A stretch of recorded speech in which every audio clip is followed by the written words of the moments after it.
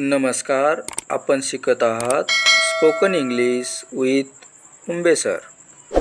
आज आपण एका नवीन वाक्यरचनेला सुरुवात करणार आहोत. ती म्हणजेच बिना कर्त्याची वाक्य कशी बनवायची. जसे की उदाहरणार्थ, त्याला विचारून सांगतो, चव घेऊन सांगतो, पिऊन सांगतो, वाचून सांगतो.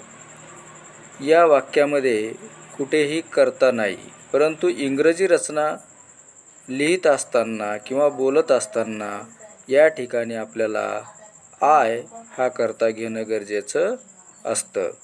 कारण विचार करून सांगतो म्हणजे कोण विचार करतो? मी. म्हणून त्या ठिकाणी सब्जेक्ट आपल्याला आय घ्यायचा आहे. आणि कोणाला सांगतो? तुम्हाला किंवा तुला. म्हणजेच रचना आहे I plus will let you know plus after plus before. जसे की विचार करून सांगतो म्हणजेच I will let you know after thinking.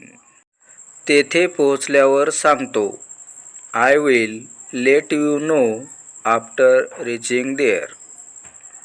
चव घेऊन सांगतो I will let you know after tasting.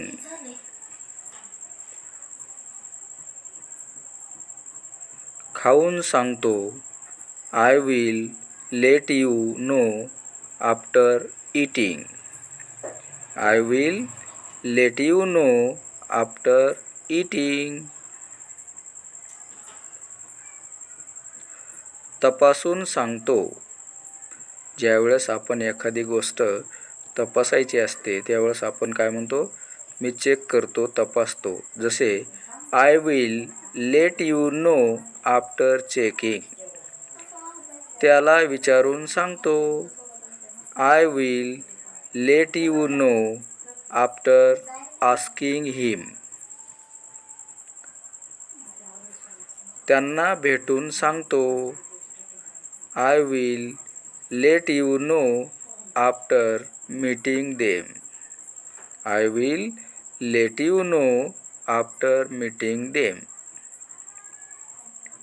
पिऊन सांगतो. मग पाणी असेल, चहा असेल, ज्यूस असेल, कसे आहे असं जर कोणी विचारलं तर आपण म्हणतो मी पिऊन सांगतो. म्हणजेच I will let you know after drinking. आता तुमच्यासाठी प्रॅक्टिससाठी वाक्य देत आहे. तर मित्रांनो, ही सर्व वाक्य तुम्हाला आता करता येतील.